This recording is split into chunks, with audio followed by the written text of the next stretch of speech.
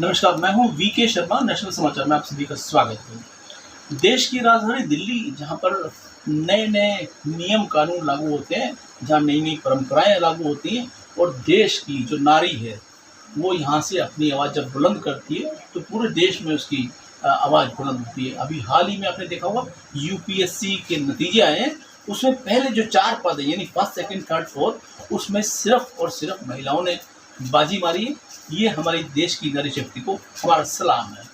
लेकिन दूसरी तरफ एक पहलू और भी है, जहाँ पर नारी सिसक रही है, इंसाफ पाने की गुहार लगा रही है। आज मैं मौजूद हूँ देश की राजधानी दिल्ली के नागलोई क्षेत्र में। यहाँ पर एक महिला है जो शादी के कई साल बाद भी इंसाफ की गुहार लगा रही है। अपने उस पति परमेश्वर की जो लंबी कामना करने के लिए करवा चौथ का व्रत रखती है, आज उसी के लिए वो सजा पाने की गुहार दिल्ली पुलिस के चौखट पर लगा रही है। क्या है पूरा मामला, समझाते हैं, समझते हैं। नाम बताइए। पूजा जी, आपने अभी जो एक हादसा हुआ है आपके साथ में, पहले वहां से शुरुआत करते हैं। हाल ही में क्या हादसा हुआ? आपने आरोप लगाया कि आपके पति ने जहर देने का प्रयास किया। मेरे पति ने मेरी नंदों ने मुझे जहर देने का प्रयास किया। मेरी नंदे और मेरा पति 11 तारीख को हमारे घर पे 11 कौन सी तारीख? 11 मई को हमारे घर पे आए हुए थे। कहाँ पर? जहाँ पे मैं रहती हूँ, राजेंद्र पार्क में, मकान नागलोई। नंबर, हाँ, नागलोई में आए हुए थे। फिर मैंने पहले तो वो, जैसे ही मैं वहाँ पे गई तो मुझे मतलब जैसे घर में हो जाता है कि हाँ कुछ तोड़ने फोड़ने की कोशिश कर रहे हैं, तो मैंने अंदर जाके देखना चाहा तो मेरे से हाथापाई शुरू कर दी। यानी पति उस समय आपके साथ नहीं थे, आपके साथ नहीं रहते थे? नहीं, हमारे साथ नहीं रहते हैं, वो अपनी बहनों के पास और लाडपुर में रहते हैं जी। फिर उन्होंने मेरे साथ हाथापाई की, काफ़ी हाथापाई भी की। फिर मैंने अंदर जाके देखने की कोशिश करी कि क्या है। मैं अंदर जाना चाहती थी पर मुझे अंदर नहीं जाने दे रहे थे।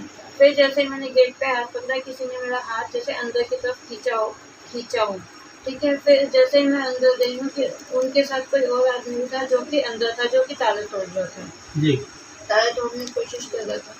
फिर उसने किसी ने पीछे से मेरे सर पे वार किया। जैसे ही मैंने अपना सर ऐसे किया, किसी ने ज़बरदस्ती मेरी नाक पकड़ के कुछ मेरे मुंह में डाला। उस समय आपकी मदद के लिए कोई पड़ोसी आपके साथ में घर में कोई नहीं था? नहीं सर, उस समय मेरे पास कोई भी नहीं था, ठीक है।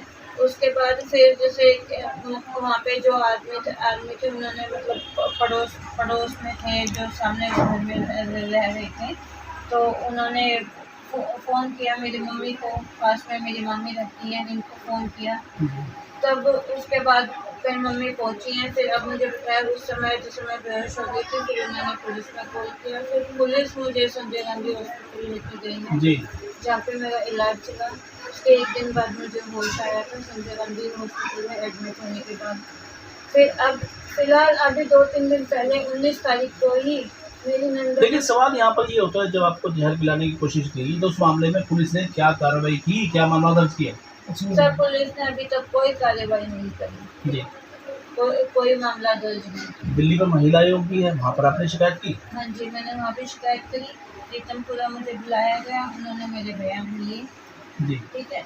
और अभी मुझे फिलहाल नहीं पता कि मेरी नंदे वह कहाँ पे गई हैं, और उन्होंने अपने जो उनके पुराने फ़ोन नंबर थे वो भी उन्होंने बदल लिए। जी। तो अभी मैं पता लगाने की कोशिश कर रही हूँ। महिला आयोग ने मुझे कहा कि उनका एड्रेस और फ़ोन नंबर पता करके मुझे दो, जो जहाँ फिलहाल वो जी। रह रही हैं। जी।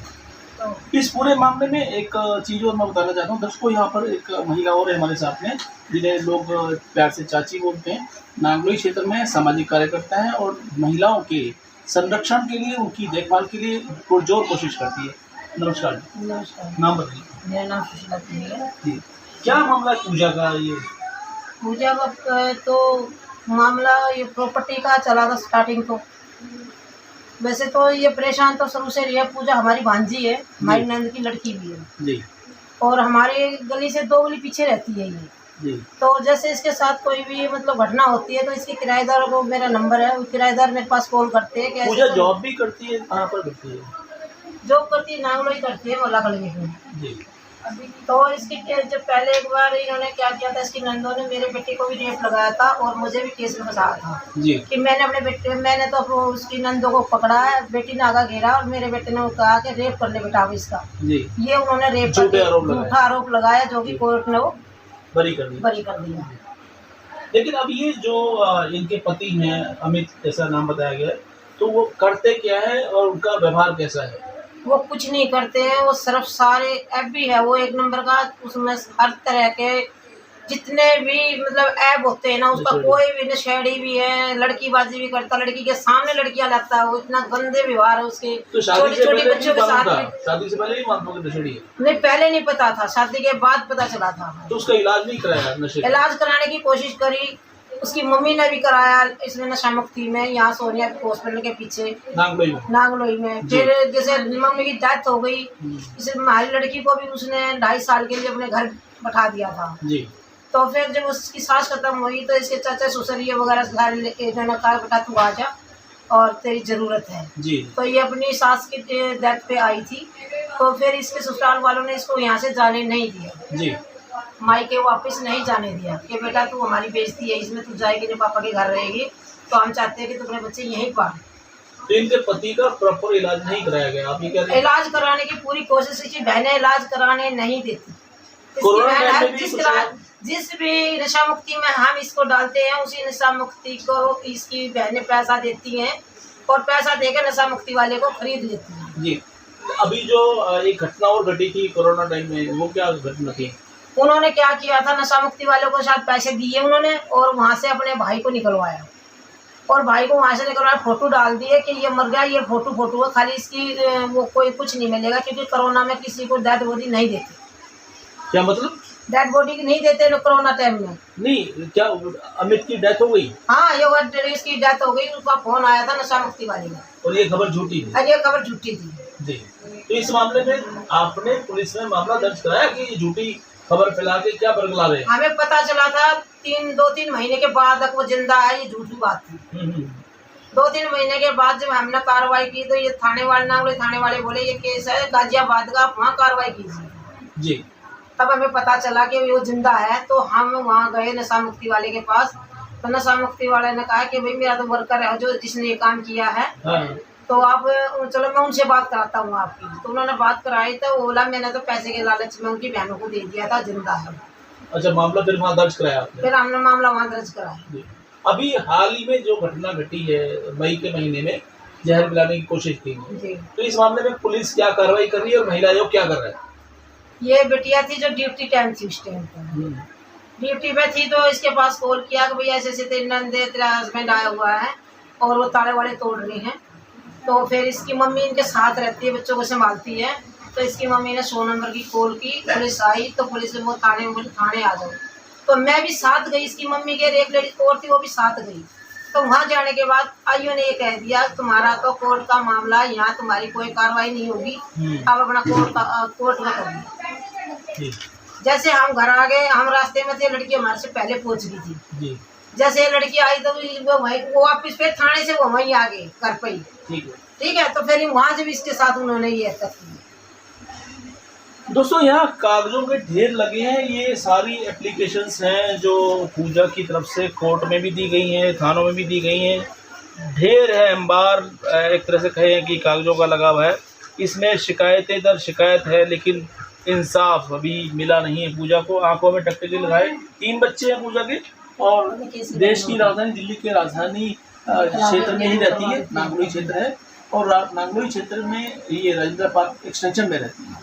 यहाँ पर अपने मासूम बच्चों के साथ में उस घर में रहती है जो ससुर ने इनकी नाम किया था, प्रॉपर्टी इनकी नाम है, लेकिन फिर भी ससुराल वाले, इनकी ननदें, इनके पति न जाने क्यों और किस सोच के साथ में इनको पीड़ा दे रहे हैं। लेकिन पुलिस है जो कहती है सदैव आपके साथ, लेकिन वो इस बेचारी का जो पूजा है उसके साथ में नहीं है। समाज के लोग साथ में हैं, पूजा को इंसाफ का इंतजार है। क्या महिला आयोग इस पर थोड़ा सा ध्यान देगा? क्या पूजा की मौत के बाद ही उसको इंसाफ मिलेगा? सवाल ये भी है। आज महिलाओं की बात को हम आगे रखना चाहते हैं, महिलाओं को एक अधिकार क्षेत्र में लाना चाहते हैं, उनको समाज में अधिकार देने की बात करते हैं, लेकिन यहाँ इंसाफ की बात हो रही है।